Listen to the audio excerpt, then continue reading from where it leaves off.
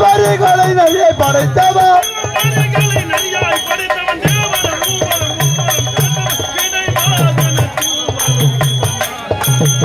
சிவமே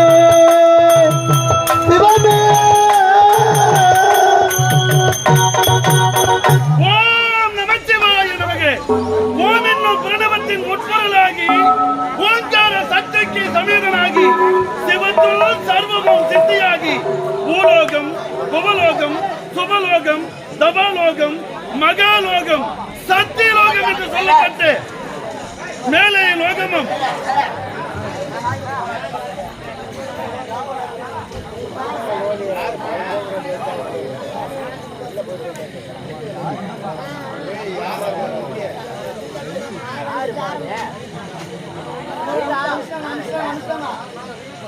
அதலம் விதலம் சுதலம் தலாதலம் ரசாதலம் மகாதலம் பாதாளம் என்று சொல்லப்பட்டு கீழே லோகமும் ஆகிய 14 லோகங்களை படைத்து சரம் அசரம் என 2 வகையாக பிரித்து அண்டசம் ரூபசம் உப்பசம் சராயுசம் என்று சொல்லக்கூடிய 4 வகை யோனி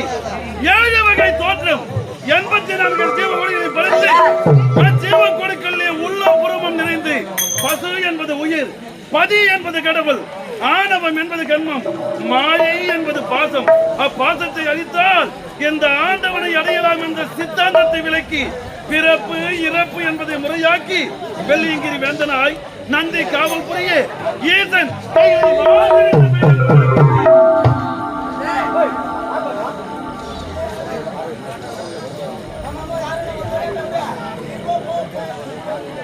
இருந்தாலும் என் மனைவி பார்வதாவை காண வேண்டுமே. கண்ணியை பார்வதா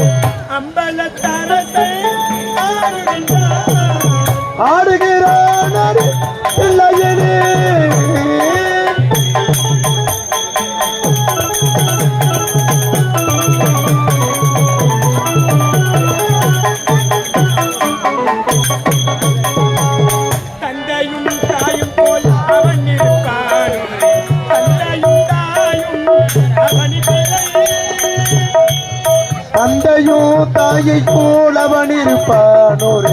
தந்தையும் தாயும் அவனுக்கில்லையே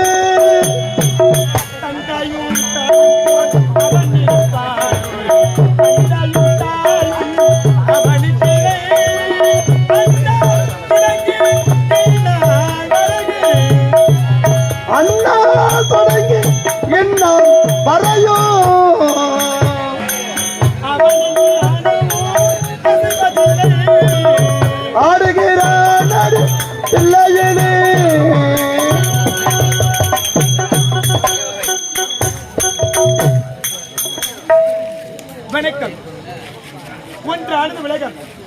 இரண்டானது சூரியன் சந்திரன், மூன்றானது மும்மூர்த்திகள்,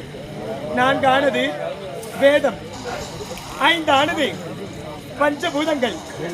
ஆறானது சாஸ்திரங்கள், ஏழானது அலைகடல் 7, எட்டானது அஷ்டவசுக்கள், ஒன்பதானது நவகிரகங்கள், பத்தானது தாயின் வயிற்றில் கரு வளர்வதோ மாதம் 10, 11 என்பது நிகழ்ந்து, 12 என்பது வருடத்திற்கு ஒருமுறை பொறுக்கும் குறிஞ்சி மலர், குறிஞ்சி மலருக்கு உகந்தவனோ முருகன், முருகன் தந்தையோ சிவன், சிவன் ஏறக்கூடியதோ ரிஷிபம், ரிஷிபத்தை படைத்தவனோ பிரம்மா, பிரம்மாவின் மனைவியோ சரஸ்வதி, சரஸ்வதி கையில் இருப்பதோ வீணை, வீணை கூறியவனோ நாரதன், நாரதன் செய்வதெல்லாம் கலகம், கலகத்தை படைத்தவனோ தக்கன், தக்கன் மனைவியோ ஈஸ்வரி, ஈஸ்வரி கையில் இருப்பதோ கபாலம், கபாலத்திற்கு உரியதோ உதிரம், உதிரத்திற்கு உரியவர்களோ